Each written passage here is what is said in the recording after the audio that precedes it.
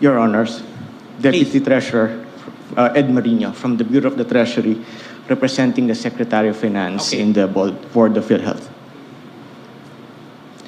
The question is the calculation of the 89.9 billion. How did you determine the 89.9 billion? That is the unutilized subsidies as reflected in the unutilized government subsidies of PhilHealth for the years 2021 until 2023 as reflected in the financial statements of those years, Your Honor.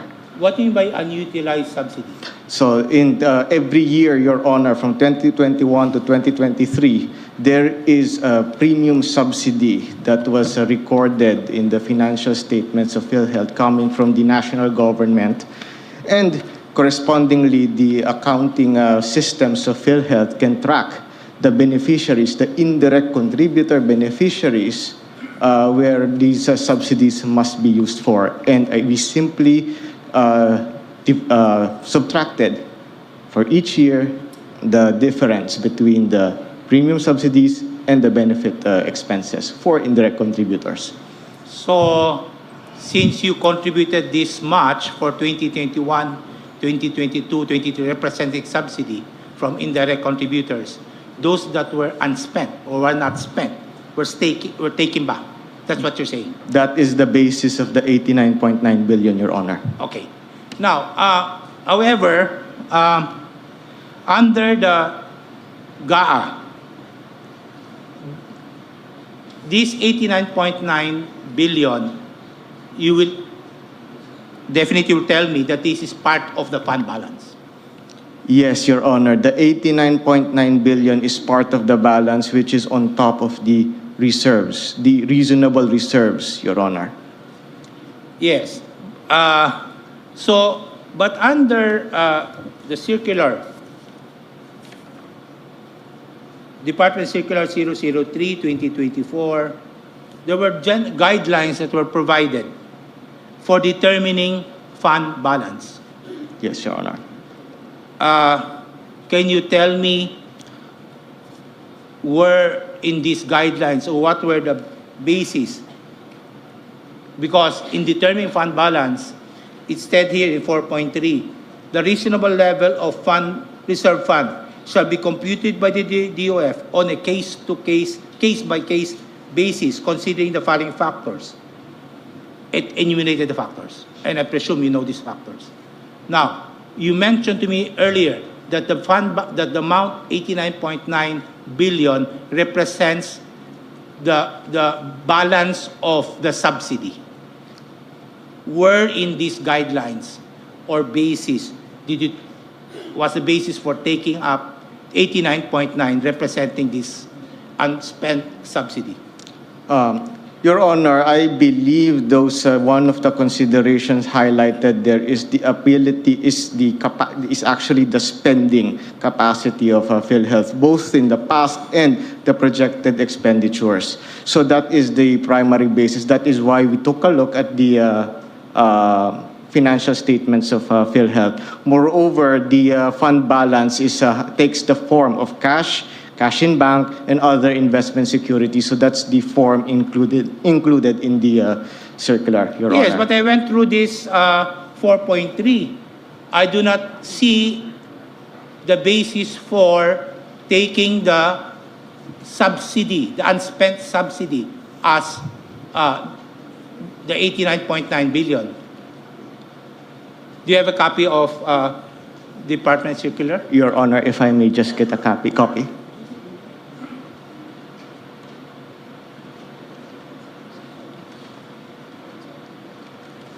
Sir, if I may, Your Honor. Go ahead. Letter A of 4.3 states here, historical performance, including the absorptive capacity, which presents the actual financial performance versus the approved budget, regular and recurring operating expenses, including non-cash expenses, the legal claims and obligations, etc. Unutilized, and number K, unutilized subsidies and fund transfers for programs and projects, Your Honor. So, by taking the unspent subsidy, you're referring to A and B? Okay. So, The unutilized subsidy specifically is in K, 4.3K, Your Honor. 4.3K. Yes. Okay. So it refers to when you took the 89 point when DFS requested the 89.9, it represents the unutilized subsidies. Yes, Your Honor. When you speak of subsidies that were given to PhilHealth on 2021, 22, and 2023, why do you consider that unutilized? Because PhilHealth is a going concern. And in fact, I understand for 2025, no subsidy was allotted to PhilHealth. So why would you consider it to be unutilized subsidy? Yes, Your Honor, if I may. Number one, for the past years, even for the years 2021, 2022, and 2023, PhilHealth consistently receives premium subsidies in the GAA.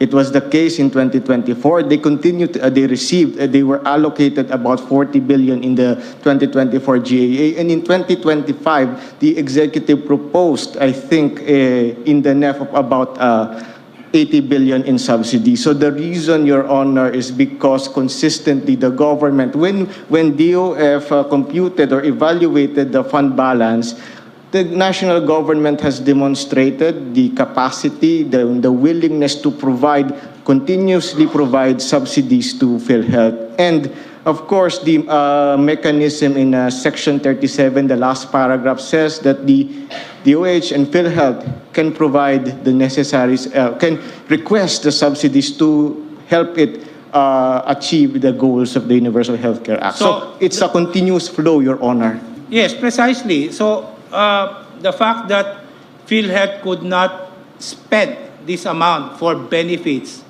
and the national government will take this amount to fund unprogrammed expenditures, the fault is on PhilHealth for not spending this. It is not for the government to take this away and for PhilHealth to expand its programs so that the subsidies that were allocated by government for healthcare should not be taken away.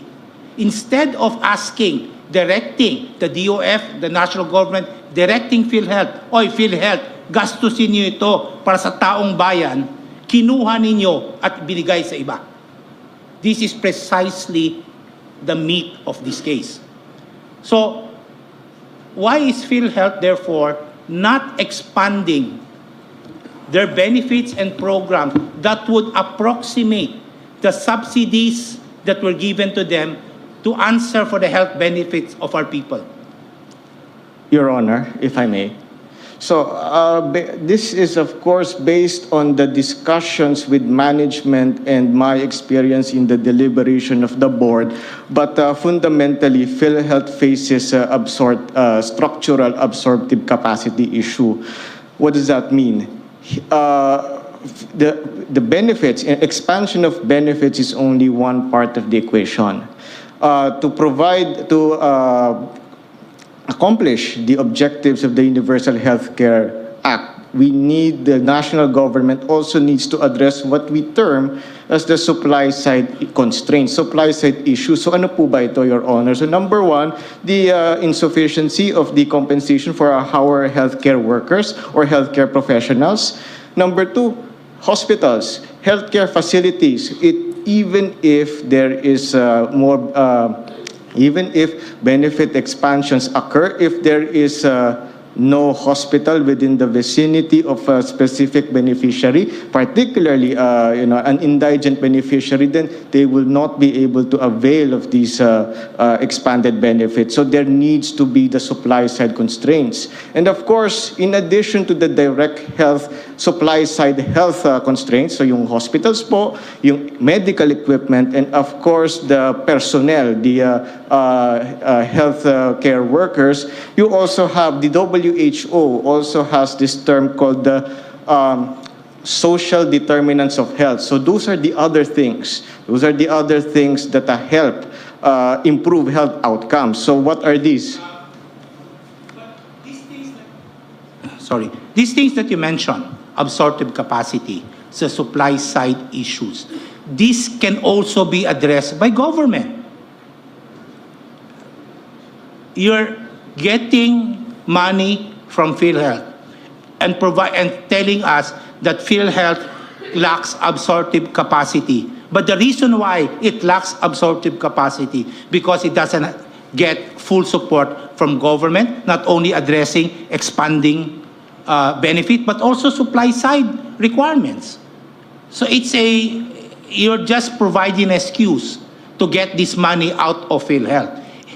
No, when you speak of limitations in hospitals, I mean, you can inquire from our people, repeated complaints that they cannot even get PhilHealth benefits. And if they get PhilHealth benefits, it's so low that it cannot even cover substantially the amount expenses or medical expenses. So people will not understand the issue of absorptive capacity or supply side demand or requirements. So on the issue of why do you need to take this amount if the blame should be on PhilHealth because it could not provide for these benefits? Your Honor, if I may. So after the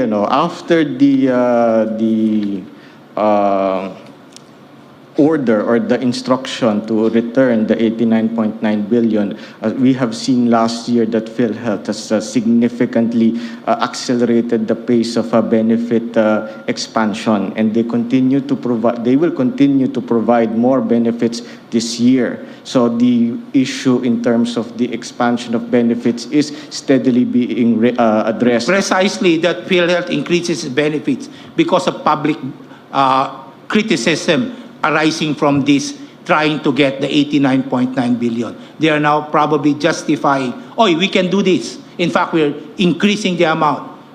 Without public backlash, probably, I don't know if PhilHealth will increase its benefits. That may be so, Your Honor, but all the same, I think for the Department of Finance, for the economic managers, what matters to us is the expansion of benefits. If there must be a stick that must be presented together with the carrot, then we shall, I think we are happy if we see more benefits for the Filipino people. Okay. Now, let us now go to the collection, the subsidy. The subsidy that were given to PhilHealth were taken from the taxes, as mentioned earlier by Justice Ami, taxes from PAGCOR, etc. Now, when the budget for PhilHealth subsidy from government, how do you compute the proposal of PhilHealth for subsidy from government? Let us say for 2024, so may budget call noong 2023. PhilHealth will have to prepare a budget, a request. For purposes of determining the subsidy that will be contributed by the government, what is your basis in determining the subsidy? Proposal to be submitted to the Office of the President for NEP. Your Honor, if I may, I believe the exact process would be most familiar to DBM, but if you can allow me my basic understanding of the process. So PhilHealth during the budget deliberation period, they submit a proposed budget, and this proposed budget includes, number one, the number of beneficiaries. No, initially, sa NEP pa lang. For purposes of preparing the NEP, the PhilHealth will submit to the Office of the President a budget. Part of that budget is the amount of subsidy for indirect contributors. How much do you ask for, and what was the basis for this amount? Your Honor, if I may, I'm not familiar on the exact amount, but in terms of the process, I know to the best of my knowledge, the proposal of PhilHealth is put together with with DOH. So it's a DOH budget submitted to DBM for evaluation. No, the reason why I and ask this, we have laws that allocate funds to answer for the subsidy of government to PhilHealth. Mentioned earlier, syntaxes, etc., etc. Now, do you know the actual collection of government corresponding to these taxes? And if you have computed this amount, do this equal to the amount PhilHealth requested Office of the President for purposes of subsidy for indirect contributors? Your Honor, I do not have with me the exact certifications from the syntax I need to get an allocation. answer to this because this is in relation to the question of a special fund. Yung collection ng gobyerno sa mga taxes, pagkor, etc., for the year, ito rin ba ang hiningi ng PhilHealth sa Office ng President para doon sa subsidy ng indirect contributors? For me, it should be the same amount. I believe our colleagues from PhilHealth or probably DOH would be in a better position to answer this on the exact amounts, Your Honor.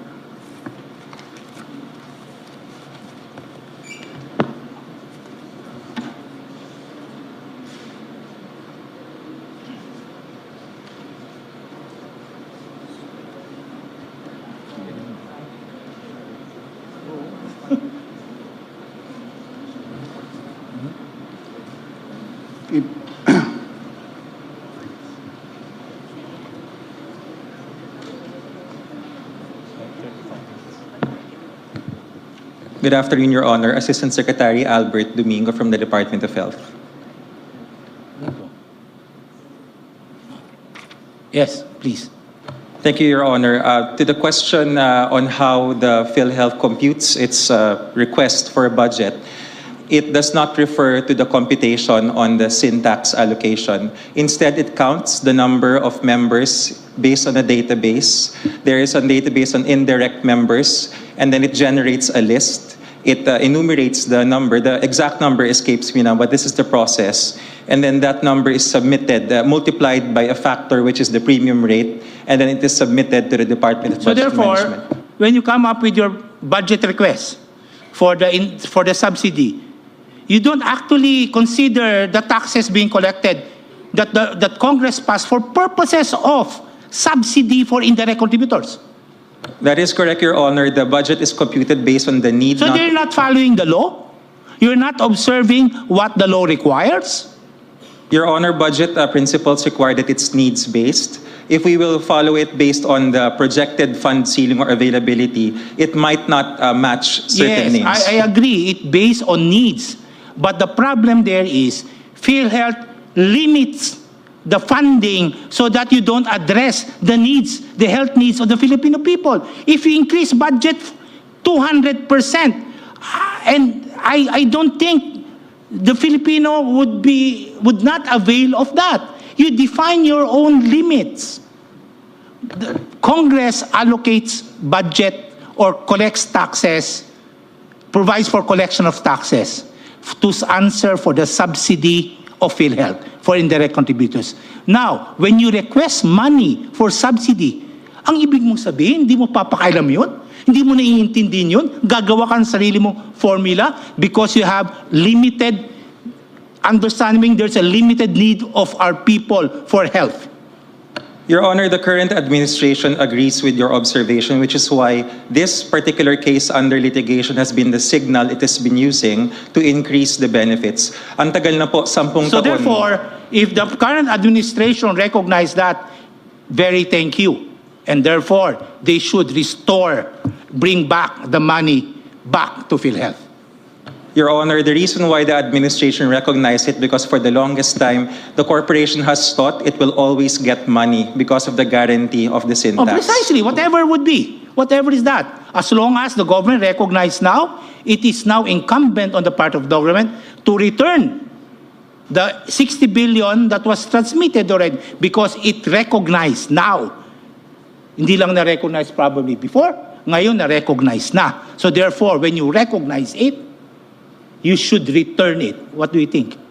Your Honor, if it pleases the court, Section 58, the sovereign guarantee, even without this maneuver of the 89.9, government can and always will increase the benefits. But the signal, Your Honor, if it pleases the court, that this litigation gave is a strong signal for it to do so.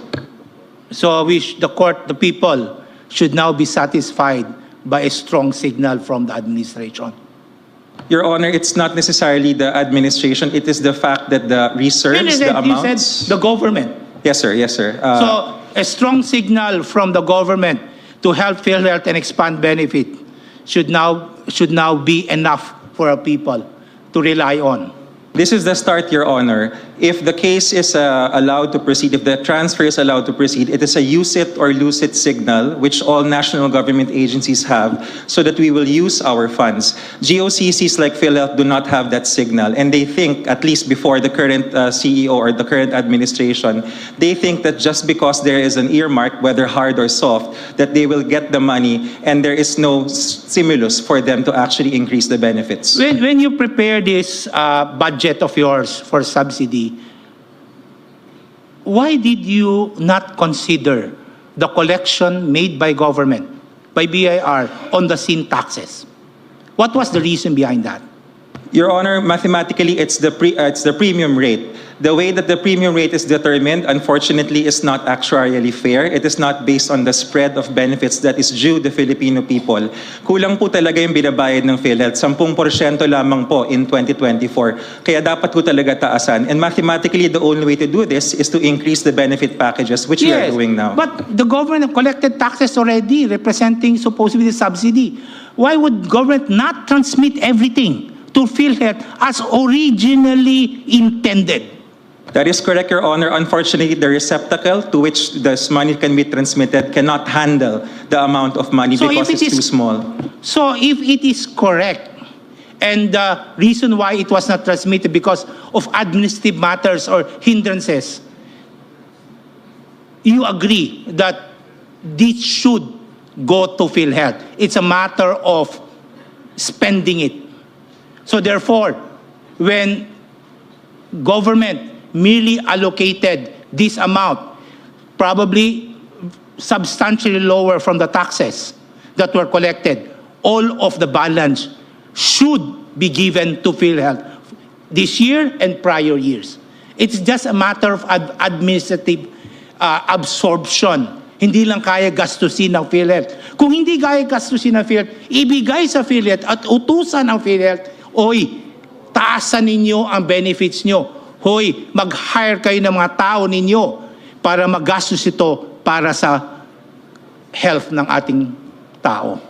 Your Honor, if I may, 3 presidente na po ng Republika ang dumaan simula noong 2013 hanggang 2023. At siguro mahigit 10 mga presidente ng korporasyon. Ganun po lagi ang utos pero hindi po nangyayari until now. Probably it's time to overhaul PhilHealth and change the board for not complying what the law requires. Hindi kasalanan ng tao yan. For not availing all of these benefits. Apparently from your own words, kasalanan yan ng administrasyon, this administration, last administration, or the previous administration. At kasalanan yan ng PhilHealth Board. Huwag natin pahirapan yung tao because nandyan naman yung pera. The money is there. Government will not giving it to PhilHealth to serve as health benefits for our people. If I may, Your Honor, in fact, nung una pong oral arguments, iba po yung PCEO na humarap sa korting ito. At nung ikalawang oral arguments, ganun ho kabilis, iba na ho uli yung humarap na CEO. Kino-correct na po.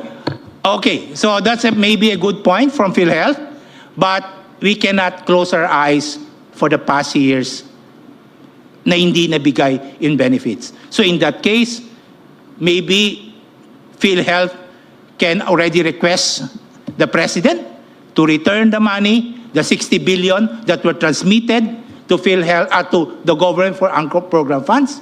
Ibalik na yan sa PhilHealth, and PhilHealth to expand its benefits, hire more people to answer for the needs of the health of our people. That will be all, Chief. Thank you.